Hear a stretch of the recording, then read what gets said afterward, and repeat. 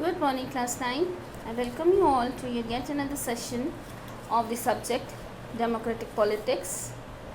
Before starting this chapter, this class, I would like you all to note down that the chapter which we were studying previously, that is the Democracy in the Contemporary World, it has been taken down by the CBSE board from your syllabus, and thus we will going to discontinue that chapter and we'll going to continue with this chapter, that is the first chapter of your book, which is what is democracy, why democracy.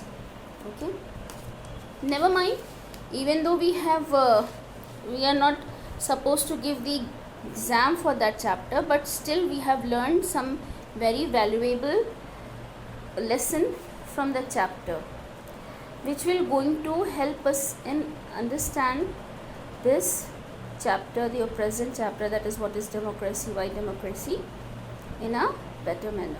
Okay, so let's quickly revise what we have studied in our last chapter, which was saying that in that chapter, to elaborate the idea of the democracy in the contemporary world, we had taken the example of two countries.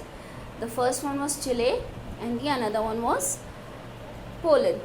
In first example, that is in the country of Chile, we had seen that Salvador Allende was initially the president of the country, that is under his governance there was a democratic form of government in the country of Chile. After that, the Augusto Pinochet, he came in, he took up the governance of the country and he formed the military coup, right? Then after that, he also stepped down from the governance of the country, and after him Michelle Bachelet, she took over the governance of the country, and again the democracy restored in the country. Then after that, we had seen in the example of Poland that initially it was being governed by the United Workers' Party, which was saying that it works for the betterment of the workers of the country, but we have seen that in actually it was exploiting the workers, it was not working for their betterment, right?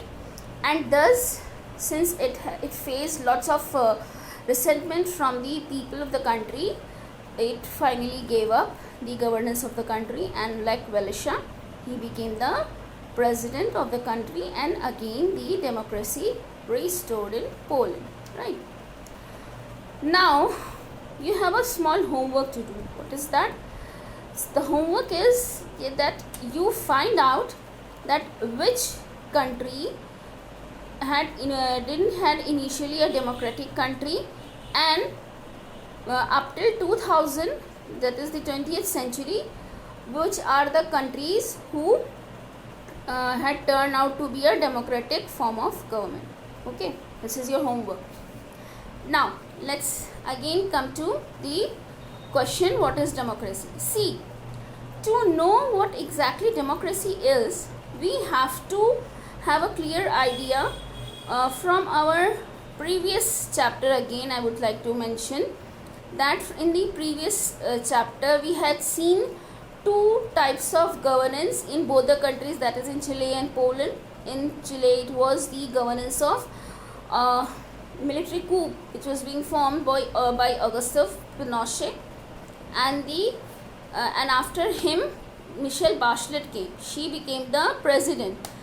What was the difference in these two governance? See, in the governance of the Augusto Pinochet, he was not being elected by the people.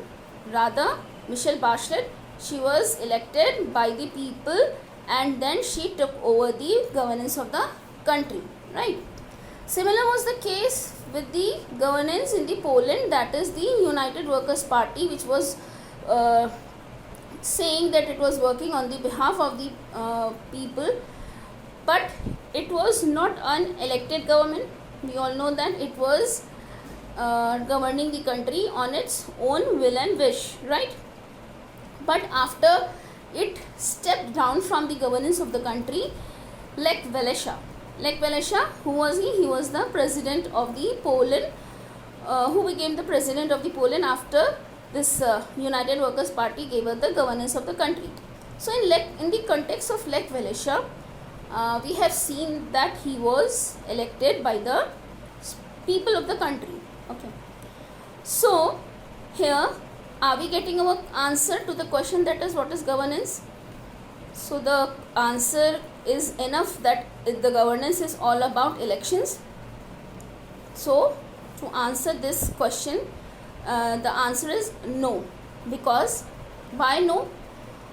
Because in the 21st century, most of the countries who are not the democratic form of country, they are still contesting the election, and they are still wanted themselves to be called as a democratic country. Okay. Now again, here comes your homework part. Go and search for those countries who are not the democratic form of government and still they conduct election in their countries. It's your homework, right? So again, the question still remains that what is democracy, since this point is being ticked out. Now again, there must be something more which should add to the meaning of democracy, which should, that democracy, it means that democracy should also have few more properties to be called as a democracy, right? To see those properties, we will proceed to our next class in the next session. Thank you so much. Have a nice day ahead.